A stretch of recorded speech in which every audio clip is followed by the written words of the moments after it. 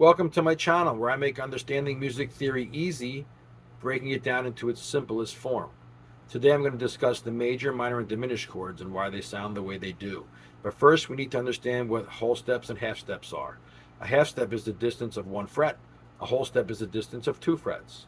We need to understand what a major third interval is and a minor third interval because that's what we're going to be discussing today. A major third interval is the distance of two whole steps on the guitar. A minor third interval is 1.5 steps on the guitar, or 3 frets. The major third interval is 4 frets. But understanding the music theory is more important at this point, so let's get into that. The G major chord that we're going to be discussing has the intervals of G to B and then B to D. And the reason why a major chord sounds so happy is because that major interval of that major third of G to B, 2 whole steps, is first before the minor interval of B to D, which is 1.5 steps or 3 frets. When building these major chords, the major third interval always comes first.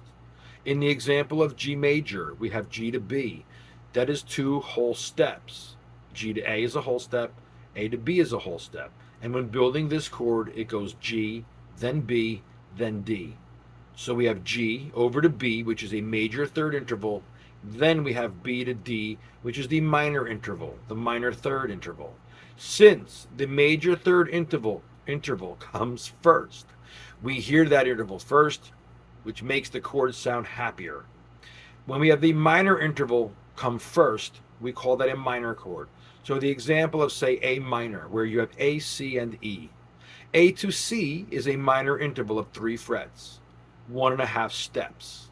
C to E is a major third interval with 2 whole steps. Notice how the minor interval comes first in the minor chord, and the major interval comes second. That major third from C to E comes after the minor third interval of A to C. Since the minor third interval comes first when building the chord, that minor interval is darker in sound, so we're going to hear that first when being played. So the minor chord takes on a darker tonality because we hear the darker tonality first. The major chord takes on a happier tonality because the major interval comes first. When building the diminished chord, it is 2 minor intervals stacked on top of each other. So let's use the diminished chord of B diminished in the key of C major. There are no sharps and flats. It makes it a little bit easier to understand. We look at B to D. That is a minor third interval of 3 frets. We look at the second interval from D to F, and we also have a minor interval of 3 frets.